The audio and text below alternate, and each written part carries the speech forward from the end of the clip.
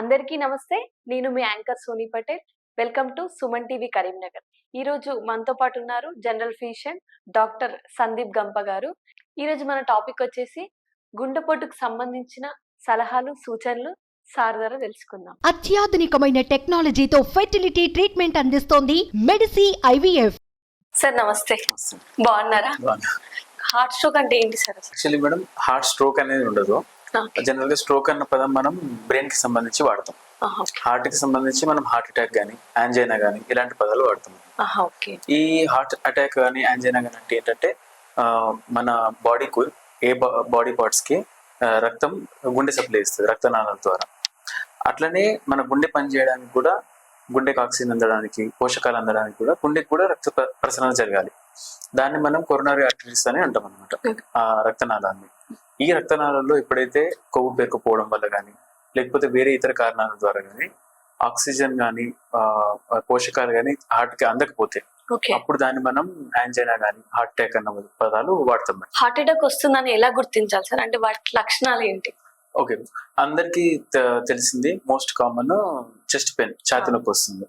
ఈ ఛాతి నొప్పి ఒక్కొక్కసారి ఛాతి నొప్పి వరకే ఉండొచ్చు, లేకపోతే ఎడమ చేతికి కానీ కుడి చేతికి కానీ స్ప్రెడ్ అవ్వడం, లేకపోతే వీపుకి కానీ వెళ్ళడం, కింద దవడకి వెళ్ళడం, లేకపోతే కొంచెం స్టమక్ పెయిన్ లాగా అనిపించడం, ఎక్కువ స్వెట్టింగ్ రావడం, చెమటలు పట్టడం, ఇట్లా హార్ట్ అటాక్ లో నొప్పి ఉంటుంది మేడం. ఓకే, ఇప్పుడు ఎసిడిటీ ఉన్న చెస్ట్ పెయిన్ ఒకటేనా? అంటే ఎసిడిటీ వస్తే చెస్ట్ పెయిన్ కూడా అంటారు కదా, ఎసిడిటీ వల్ల ఫామ్ అయ్యే చెస్ట్ పెయిన్ అంటారు కదా, అది ఇది ఒకటేనా? ఇట్లనే కాకుండా ఇప్పుడు ఇందాక నేను చెప్పినట్టు చెస్ట్ పెయిన్ అనేది అది మజిల్ పెయిన్ వల్ల కూడా రావచ్చు, యాసిడిటీ వల్ల కూడా రావచ్చు, లేకపోతే కోస్టోకాండ్రైటిస్ అని అట్లా వేరే కారణాల వల్ల కూడా మనకు చెస్ట్ పెయిన్ అనేది వస్తుంది.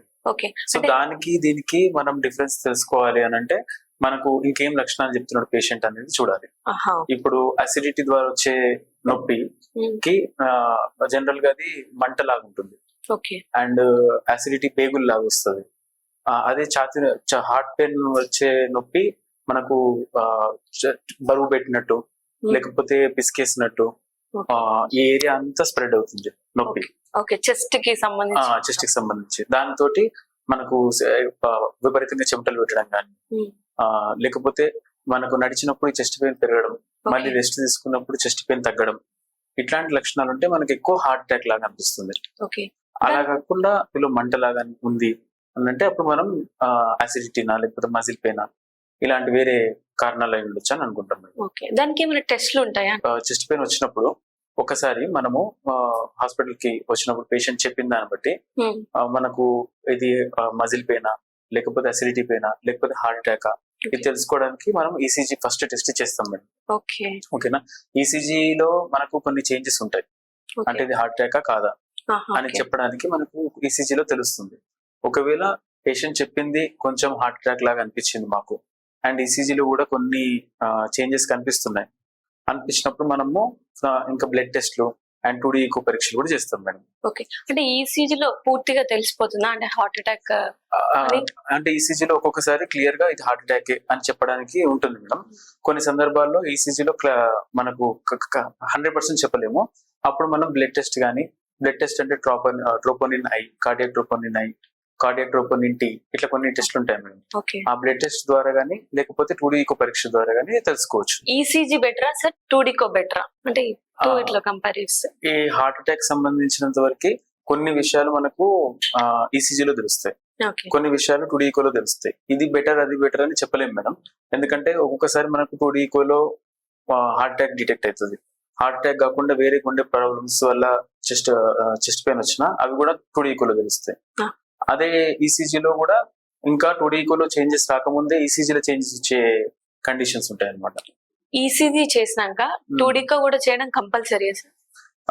అంటే లేదు మేడం, అంటే మన పేషెంట్ చెప్పిన లక్షణాలు బట్టి ఒకవేళ పేషెంట్ కి ఛాతి నొప్పి, హార్ట్ అటాక్ లాగా అనిపిస్తుంది మాకు అని చెప్పిన విధానాన్ని బట్టి, అండ్ ఈసీజీలో కూడా మనకు చేంజెస్ ఉన్నాయి, ఆయన ఏజ్, పేషెంట్ మేలా ఫీమేలా, అండ్ డయాబెటికా కాదా, ఇట్లాంటి కొన్ని మనం తీసుకునే హిస్టరీ బట్టి మనకు తెలుస్తుంది ఇది హార్ట్ అటాక్ లా ఉందా లేదా అని. ఒకవేళ లేదు, పేషెంట్ చెప్పింది హార్ట్ సిమ్టమ్ లాగా లేదు, అండ్ ఈసీజీ కూడా కంప్లీట్లీ నార్మల్ ఉంది అని అంటే ఒక్కసారి మనం 2D ఈకో దాకా వెళ్ళాం.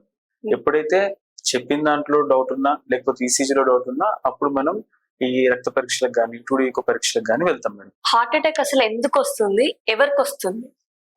యూజువల్ గా హార్ట్ అటాక్ మెయిన్ కారణాలు వచ్చేసరికి ఇందాక మనం మాట్లాడుకున్నట్టు కొరోనరీ ఆర్టరీస్ లో కొవ్వు పేరుకుపోవడం వల్ల దారి చిన్నగా అవుతుంది. అప్పుడు హార్ట్ కి రక్త ప్రసరణ తక్కువైపోతుంది.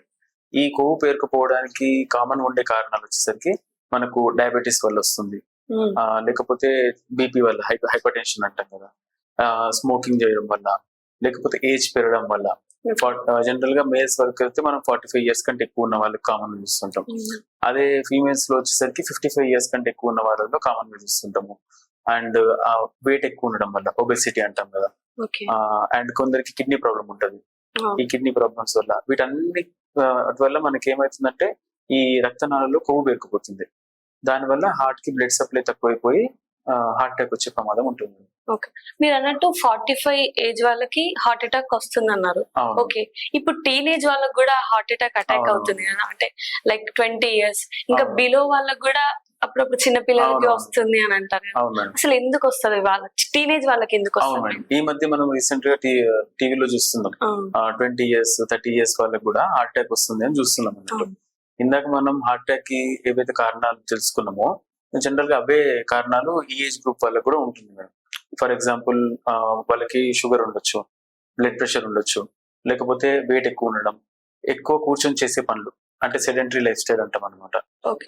అంటే ఫిజికల్ యాక్టివిటీ తగ్గిపోవడం, స్మోకింగ్, లేకపోతే కొందరికి డ్రగ్ అబ్యూస్ ఉంటుంది, కొకైన్ ఇట్లాంటి డ్రగ్స్ తీసుకోవడం వల్ల, లేకపోతే వాళ్ళ పేరెంట్స్ కుండి జెనెటిక్ గా వీళ్ళకి వచ్చే ఛాన్స్, ఇంకా కొలెస్ట్రాల్ ప్రాబ్లం అంటాం కదా, ఆ కొలెస్ట్రాల్ ప్రాబ్లం వల్ల కూడా ఇట్లాంటివి వస్తుంటాయి మేడం.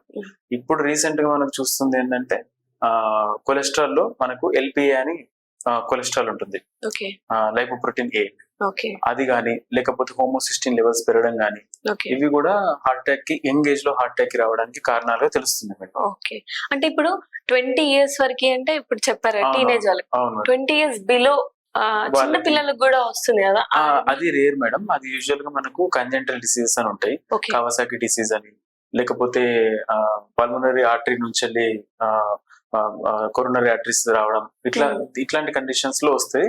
బట్ దానికి జనరల్ గా ఈ రక్తనాళాల్లో కొవ్వు పేరుకుపోవడానికి జనరల్ గా సంబంధం లేదు. అది వచ్చే విధానం వేరే ఉంటుంది. కోవిడ్ తర్వాత చాలా కేసెస్ వచ్చినాయి కదా హార్ట్ అటాక్ సంబంధించి, అది కోవిడ్ వల్లనే అంటారా? అంటే లేదు మేడం, ఈ యంగ్ ఏజ్ లో 20 to 30 years ఏజ్ గ్రూప్ లో కూడా హార్ట్ అటాక్స్ వస్తున్నాయి కదా, ఈ మధ్యలో ఎక్కువ వింటున్నాం. సో మనం దాన్ని కరోనా తోటి లింక్ చేస్తున్నాం. అంటే కరోనా వల్లనే కావచ్చు, లేకపోతే కరోనాకు తీసుకున్న వ్యాక్సిన్ వల్ల కావచ్చు అనేది మనం లింక్ చేసుకుంటున్నాము. బట్ ఎట్లాంటి స్టడీస్ అయితే అలా చెప్పట్లేదు, అంటే దాని వల్ల చెప్పట్లేదు. ఎందుకంటే ఈవెన్ కరోనా రాకముందు కూడా మనకు ఈ 20 to 30 years ఏజ్ గ్రూప్ లో హార్ట్ అటాక్స్ చూసాం.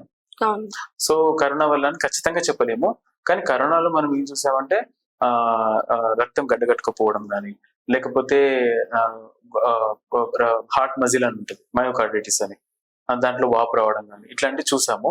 బట్ ఇప్పుడు వస్తున్న హార్ట్ అటాక్స్ కరోనా వల్ల అని చెప్పడానికి మనకి ఎక్కడ స్ట్రాంగ్ ప్రూఫ్ అయితే లేదు మేడం.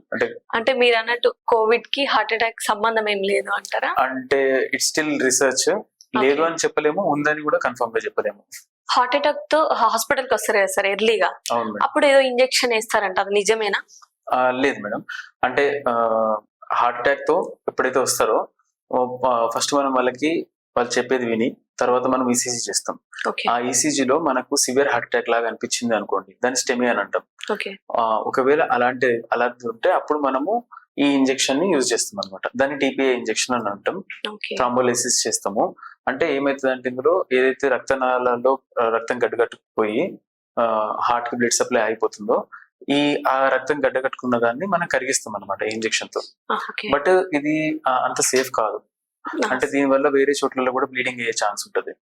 అది ఓన్లీ కొన్ని సెలెక్టెడ్ పేషెంట్స్ లో, బీపీ ఎలా ఉంది, పేషెంట్ ఏజ్ ఏంటి, డయాబెటీస్ ఉందా, అది ఖచ్చితంగా స్టెమినేనా, ఇంకా వేరే ఏమైనా కారణాలు ఉన్నాయా అన్ని చూసుకొని ఆ తర్వాతే ఇస్తాం. అది కూడా మనకు ఎప్పుడైతే స్టెంట్ ఆప్షన్ అనేది లేకపోతే మాత్రమే ఆ ఇంజెక్షన్ కి వెళ్తాం మేడం. సపోజ్ దగ్గరలో స్టెంట్ వేసుకునే అవకాశం ఉంది, దగ్గర హాస్పిటల్లో, అప్పుడు మనం స్టెంటే ఫస్ట్ ప్రిఫరెన్స్ యూజ్ చేస్తాం మేడం. ఓకే. ఇప్పుడు హార్ట్ అటాక్ వస్తుంది అట్లా పెయిన్ కొంచెం స్టార్ట్ అవగానే కొందరు ఏం చేస్తారంటే టాబ్లెట్స్ వేసుకుంటారు. అంటే టంగ్ కింద టాబ్లెట్ పెట్టుకుంటే తగ్గిపోతుందని 2 hours వరకు హాస్పిటల్ వెళ్ళేంత వరకు మాత్రం అవును మేడం క్యూర్ చేస్తుంది అని అంటారు. అది నిజమేనా సార్? అంటే నొప్పి వరకు తగ్గిస్తుంది మేడం, దాన్ని సార్బిట్రేట్ టాబ్లెట్ అని అంటారు. ఇది నాలుగు కింద పెట్టుకోవడం వల్ల మనకు హార్ట్ అటాక్ వచ్చే పెయిన్ ని తగ్గిస్తుంది. బట్ అది ఫస్ట్ హార్ట్ అటాక్ కాదా ఆ చెస్ట్ పెయిన్ అనేది, అది అసిడిటీ కావచ్చు, మజిల్ పెయిన్ కావచ్చు, వేరే కారణాల వల్ల కూడా నొప్పి రావచ్చు. సో అది హార్ట్ అటాక్ కాదా అని మేము చూసి ఈసీజీ చేసుకొని ఆ తర్వాత మాకు అనిపిస్తేనే జనరల్ గా టాబ్లెట్స్ ప్రిస్క్రైబ్ చేస్తాం మేడం. ఎందుకంటే ఆ టాబ్లెట్ వల్ల బీపీ డౌన్ అయ్యే ఛాన్స్ ఉంటది, కొందరికి పడకపోవచ్చు. సో అలా అదంతా హాస్పిటల్ సెటప్ గా తీసుకోవడమే కరెక్ట్ గానీ ఇంట్లో తీసుకోవడం కరెక్ట్ కాదు. కరెక్ట్. ఇప్పుడు ఇంతకుముందు మీరు అన్నట్టు స్టెంట్ అన్నారు కదా. అవును మేడం. అంటే స్టెంట్ అంటే ఏంటి, అంటే ఎవరికి చేస్తారంటే స్టెంట్? అవును, ఇందాక మనం ఫస్ట్ చూసినట్టు ఫస్ట్ పేషెంట్ చెప్పింది హిస్టరీ విని తర్వాత ఈసీజీ చేసుకుని 2D ఈకో చేసుకుంటాం మేడం.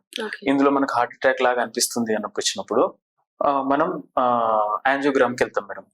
యాంజియోగ్రామ్ అంటే మన రక్తనాళాల ద్వారా హార్ట్ దగ్గరికి వెళ్ళి చూస్తాం అనమాట. ఆ నరాల్లో ఏమన్నా బ్లాకేజెస్ ఉన్నాయా, ఏమన్నా బ్లాకేజెస్ ఉంటే, ఇందాక రక్తనాళాల్లో కొవ్వు పేరుకుపోయిందని కదా, ఈ బ్లాకేజెస్ ఉంటే ఆ దారిని మళ్ళీ మనం నార్మల్ చేసేస్తాం. చేసేసి మళ్ళీ అది క్లోజ్ కాకుండా స్టెంట్ వేస్తాం అక్కడ. దానివల్ల బ్లడ్ సప్లై అనేది కంటిన్యూస్ ఉంటుంది హార్ట్ కి. అంటే స్టెంట్ అనేది ఏ ఏజ్ గ్రూప్ వాళ్ళు తీసుకోవచ్చు? ఏ ఏజ్ గ్రూప్ వాళ్ళకైనా స్టెంట్ వేయచ్చు మేడం. కానీ ఫస్ట్ బ్లాకేజ్ ఎక్కడ ఉంది, ఎంత ఉంది అనేది చూసుకోవాలి. సపోజ్ ఒక బ్లాకేజ్ 70% కంటే ఎక్కువ ఉంది అనుకోండి, అప్పుడు మనము స్టెంట్ ప్రిఫర్ చేస్తాం అన్నట్టు. అదే బ్లాకేజ్ కనుక మెయిన్ ఆర్టరీలో LMA అంటాం అన్నట్టు, లెఫ్ట్ మెయిన్ కొరోనరీ ఆర్టరీ అని, అందులో కనుక ఉంటే ఈవెన్ 50% కూడా మనం స్టెంట్ వేసుకోవాల్సి వస్తుంది. ఆర్ఎల్స్ సమ్ టైమ్స్ LMA లో మనం స్టెంట్ కాకుండా CABG సర్జరీకి ప్రిఫర్ చేస్తాం. ఇందాక స్టెంట్ అన్నారు కదా సార్, అసలు స్టెంట్ ఎవరికి చేస్తారు? ఇప్పుడు మనం ఇందాక మాట్లాడుకున్నట్టు suppose patient heart attack symptoms తోటి వచ్చారు, వాళ్ళు చెప్పిన దాన్ని బట్టి ఆ చెస్ట్ పెయిన్, స్వెట్టింగ్ లక్షణాలు అలాగే ఉన్నాయి. అండ్ రక్త పరీక్షలు ట్రోపోనిన్ T ఈ రక్త పరీక్షలు కూడా పాజిటివ్ ఉన్నాయి. అండ్ ఈసీజీలో కూడా మనకు కనిపిస్తున్నాయి, చేంజెస్ కనిపిస్తున్నాయి. అండ్ 2D ఈకోలో కూడా మనకు హార్ట్ అటాక్ లాగా అనిపిస్తుంది. ఇవన్నీ చూసిన తర్వాత మనం ఏం చేస్తామంటే యాంజియోగ్రామ్ కి వెళ్తాం. యాంజియోగ్రామ్ చేసుకుని ఎక్కడైతే ఈ బ్లాకేజ్ ఉందో, దారి సన్నగా అయిపోవడము బ్లాకేజ్ ఏదైతే ఉందో ఆ ప్లేస్ లో మనం స్టెంటింగ్ చేస్తాం మేడం. ఆ స్టెంట్ అనేది ఏం చేస్తుందంటే ఏదైతే దారి చిన్నగా అయిందో బెలూన్ తో దాన్ని డైలేట్ చేస్తాం ఫస్ట్, చేసేసి దానికి మళ్ళీ క్లోజ్ కాకుండా ఒక స్టెంట్ వేస్తాం అనమాట. స్టెంట్ ఇంపార్టెంటా లేదంటే టాబ్లెట్స్ తోటి కవర్ చేసుకోవచ్చు సార్? ఈవెన్ స్టెంట్ వేసిన తర్వాత కూడా మనం టాబ్లెట్స్ తీసుకోవాల్సి వస్తుంది మేడం లైఫ్ లాంగ్. కొందరికి సపోజ్ ఏదైతే నేను కొరోనరీ ఆర్టరీస్ లో కొవ్వు పేరుకుపోయి దారి సన్నగా అవుతుంది అన్నది కదా, ఈ బ్లాకేజ్ అనేది 50% ఆర్ అంతకంటే తక్కువ ఉంటే యూజువల్ గా మనము టాబ్లెట్స్ తోటే మేనేజ్ చేస్తాం, స్టెంట్ ఆప్షన్ కి వెళ్ళాము. కానీ 70% ఆర్ అంతకంటే ఎక్కువ బ్లాకేజ్ ఉందంటే మాత్రం మనం స్టెంటింగ్ ప్రిఫర్ చేస్తాం. సో యాంజియోగ్రామ్ తర్వాత ఈవెన్ మనకు బ్లాకేజ్ కనిపించినా గానీ ప్రతిసారి స్టెంటింగ్ చేయాలి అని రూల్ ఏం లేదు. ఆ పేషెంట్ కండిషన్ ని బట్టి మనం ఒక్కొక్కసారి ఓన్లీ టాబ్లెట్స్ తోటే మేనేజ్ చేసేస్తాం అన్నట్టు. ఒకవేళ బ్లాకేజ్ ఎక్కువ ఉంది అని అంటే అప్పుడు మనం స్టెంట్ కి వెళ్తాం. అట్లనే ఒక్కొక్కసారి మోర్ దాన్ 1 అంటే ఒకటి కంటే ఎక్కువ రక్తనాళాల్లో కూడా బ్లాకేజ్ ఉంటుంది. సపోజ్ 2 ఉండొచ్చు, 3 ఉండొచ్చు, లేకపోతే మెయిన్ ఆర్టరీ ఏదైతే ఉంటుందో అందులో బ్లాకేజ్ ఉండొచ్చు. సో ఇట్లా 3 వెజల్స్ అంటే 2 కంటే ఎక్కువ 3 వెజల్స్ లో ఒకటేసారి బ్లాకేజ్ ఉన్నా గానీ, లేకపోతే మెయిన్ ఆర్టరీలో బ్లాకేజ్ ఉన్నా గానీ యూజువల్ గా మనం స్టెంట్ కంటే బైపాస్ ప్రిఫర్ చేస్తాం అన్నట్టు. బైపాస్ సర్జరీ అని వింటాం కదా, CABG అంటాం మేము, అది ప్రిఫర్ చేస్తాం అనమాట. అంటే ఇప్పుడు బైపాస్ అన్నారు కదా, బైపాస్ అంటే ఎవరికి చేస్తారు అంటే? అదే మేడం ఇందాక మనం మాట్లాడుకున్నట్టు, ఒకవేళ ఈ బ్లాకేజ్ అనేది మూడు రక్తనాళాల్లో ఉంది, లేకపోతే మెయిన్ బ్లడ్ వెసల్ లో ఉంది, అంటే LMA అని అంటాం అనమాట, లెఫ్ట్ మెయిన్ కొరోనరీ ఆర్టరీ, అందులో గానీ బ్లాకేజ్ ఉంది, మోర్ దాన్ 50% ఉంది, ఇలాంటి సందర్భాల్లో స్టెంట్ కంటే మనము బైపాస్ సర్జరీకి ప్రిఫర్ చేస్తాం మేడం. ఒకసారి స్టంట్ గానీ బైపాస్ చేసినాక వాళ్ళు ఇంకా లైఫ్ లాంగ్ మెడిసిన్స్ యూజ్ చేస్తూనే ఉండాలి? అవును మేడం, మళ్ళీ స్టెంట్ క్లోజ్ అయ్యే ఛాన్స్ ఉంటుంది. సో స్టెంట్ థ్రాంబోసిస్ అంటాం అన్నట్టు. ఈ స్టెంట్ క్లోజ్ కాకుండా అండ్ మళ్ళీ కొత్తగా ఇంకా వేరే దగ్గర కొవ్వు పేరుకపోకుండా మళ్ళీ హార్ట్ అటాక్ రాకుండా మనం కొన్ని మెడిసిన్స్ పెట్టుకుంటాము. మనం కొంచెం డోస్ ఎక్కువ పెట్టుకుంటాం. తర్వాత ఒక 1 year తర్వాత యూజువల్ మనం డోసెస్ తగ్గించుకుంటాం. కానీ మెడిసిన్ వాడడం మాత్రం లైఫ్ లాంగ్ వాడాల్సి వస్తుంది. Life long compulsory. ఓకే, ఇప్పుడు స్టంట్ పడ్డాక మళ్ళీ వచ్చే ఛాన్సెస్ ఏమైనా ఉంటాయా సార్? అవును మేడం, ఒక్కొక్కసారి స్టెంట్ థ్రంబోసిస్ అని ఉంటుంది.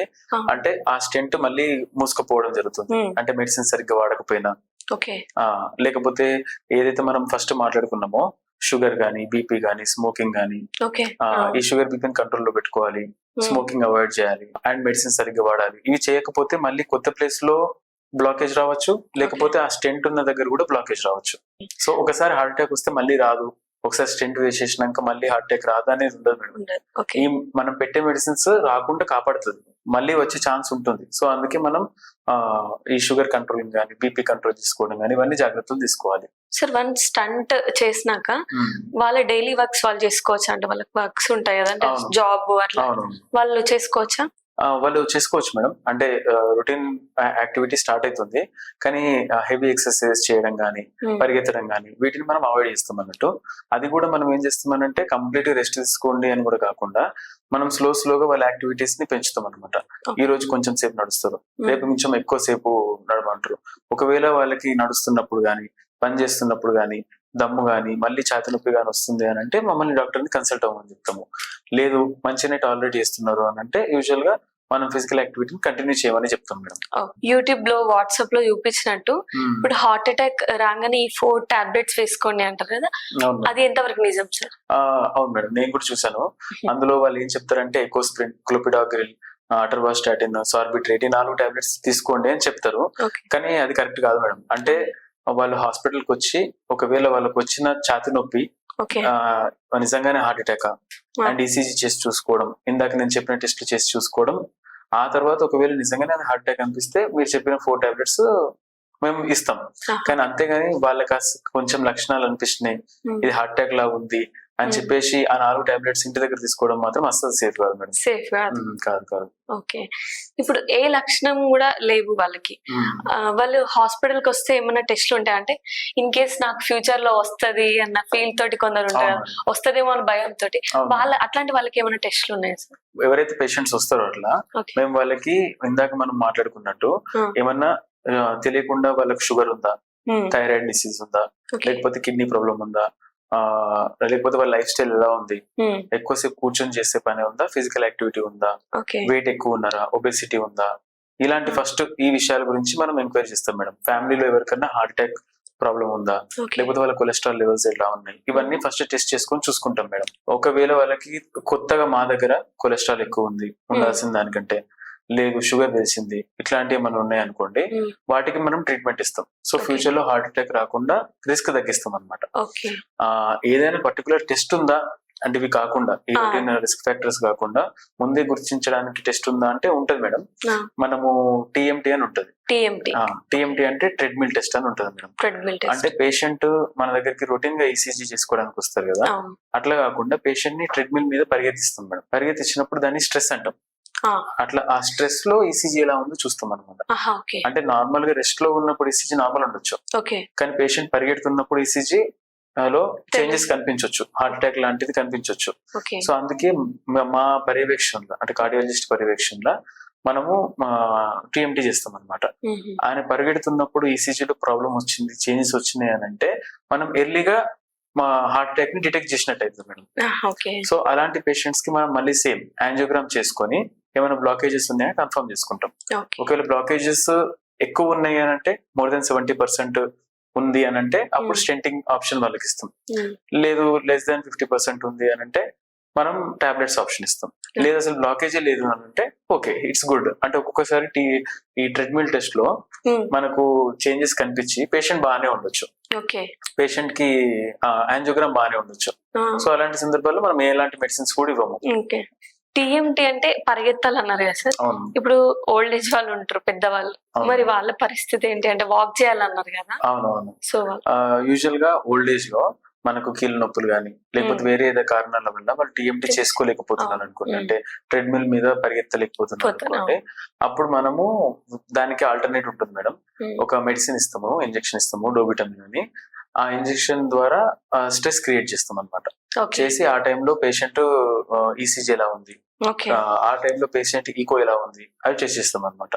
దాన్ని స్ట్రెస్ ఈకో అని అంటాం అనమాట. ఓకే అట్లా కూడా మనం తెలుసుకోవచ్చు ఫ్యూచర్ లో హార్ట్ అటాక్ రిస్క్ ఎంత ఉంటుంది, వస్తుందా, ఛాన్స్ ఉందా అని. అండ్ ఇది ఒకవేళ సపోజ్ టీఎంటీ గానీ ఈ స్ట్రెస్ ఈకో గానీ ఇవి నార్మల్ వచ్చినాయి అనుకోండి, అంటే అది కంప్లీట్ గా లైక్ పర్మనెంట్ ఇంకెప్పటికి రాదు అని కాదు మేడం. ఓకే అప్పుడున్న పరిస్థితుల్లో అప్పుడు మనం చెక్ చేసుకున్న టైంలో మాత్రం బానే ఉంది. లైక్ హార్ట్ అటాక్ ఈ వచ్చే అంటే బ్లాకేజెస్ అయితే కనిపించట్లేదు అన్నట్టు ఉంటుంది. ఫైనల్ గా హార్ట్ అటాక్ రాకుండా Right. ఎలాంటి జాగ్రత్తలు తీసుకోవాలి సార్? మనం ఇందాక మాట్లాడుకున్నట్టు హార్ట్ అటాక్ కి కారణాలు చాలా ఉంటాయి మేడం. అంటే ఎందుకు వస్తుంది అనడానికి చాలా రిస్క్ ఫ్యాక్టర్స్ ఉంటాయి. స్మోకింగ్ ఉండొచ్చు, మన ఆహారపు అలవాట్లు కావచ్చు, ప్రాసెస్డ్ ఫుడ్ ఎక్కువ తీసుకోవడం, high calorie diet, high fat diet తీసుకోవడము, కొవ్వు పదార్థాలు ఎక్కువ తీసుకోవడము, Okay. లేకపోతే ఫిజికల్ యాక్టివిటీ తక్కువ ఉండడం, లేకపోతే ఎక్కువ కూర్చొని చేసే పని ఉండడం, ఇలాంటి వాటి వల్ల అధిక బరువు, ఒబెసిటీ వల్ల హార్ట్ అటాక్ వస్తుంది అంటాం కదా. సో మన రాకుండా జాగ్రత్తలు అని అంటే వీటికి రివర్స్ అంటే ఒకవేళ సపోజ్ పేషెంట్ కి షుగర్ ఉంది, మనం దానికి లైఫ్ స్టైల్ చేంజెస్ అంటే మెడిసిన్స్ వాడటం కానీ, లేకపోతే వాకింగ్ కానీ, ఎక్సర్సైజ్ చేయడం కానీ, వెయిట్ తగ్గడం కానీ, స్మోకింగ్ లాంటి అలవాట్లు ఏమైనా ఉంటే అవాయిడ్ వద్దని చెప్పడం, అండ్ కొకైన్ లాంటి అలవాట్లు ఉంటాయి కొందరికి చిన్న ఏజ్ లో 20 to 30 years లో డ్రగ్ అబ్యూస్ ఉంటుంది, వాళ్ళని మాన్పించడం. అండ్ ఫుడ్ విషయంలో కూడా మనము ఎక్కువ ఆకుకూరలు తీసుకోవడం కానీ, లేకపోతే ఫ్రూట్స్ ఎక్కువ తీసుకోవడం కానీ, వాటర్ ఎక్కువ తీసుకోవడం కానీ, హెల్తీ డైట్ ని ప్రిఫర్ చేయడం, ప్రాసెస్డ్ ఫుడ్స్ కాకుండా, ఇట్లాంటి జాగ్రత్తల ద్వారా మనం వీటిని హార్ట్ అటాక్ రాకుండా ముందే జాగ్రత్తలు తీసుకోవచ్చు. అండ్ ఇన్ కేస్ అప్పటికి ఎప్పుడైనా చెస్ట్ పెయిన్ అనిపిస్తే దాన్ని ఇగ్నోర్ చేయకుండా ఫస్ట్ ఒకసారి హాస్పిటల్ కి వచ్చి డాక్టర్ తోటి కన్సల్ట్ అయితే అప్పుడు దాన్ని బట్టి మనకు అది ఆ చెస్ట్ పెయిన్ ని హార్ట్ అటాక్ లా ఉందా లేదా, దానికి ఈసీజీ అవసరమా, 2D ECO అవసరమా, బ్లడ్ టెస్ట్ అవసరమా అనేది మనం పేషెంట్ చెప్పిన దాన్ని బట్టి డిసైడ్ చేస్తాం మేడం. సో ఎర్లీగా వస్తే మనకు ట్రీట్మెంట్ మంచిగా చేసుకోవచ్చు మేడం. టీఎంటీ నార్మల్ వచ్చింది అంటే అది ఎప్పటికీ హార్ట్ అటాక్ రాదని కాదు, అప్పుడున్న పరిస్థితుల్లో ఆ రిపోర్ట్ నార్మల్ అని, కానీ ఫ్యూచర్ లో వచ్చే ఛాన్స్ ఉంటుంది. Thank you sir, heart attack గురించి చాలా విషయాలు చెప్పారు. Thank you so much.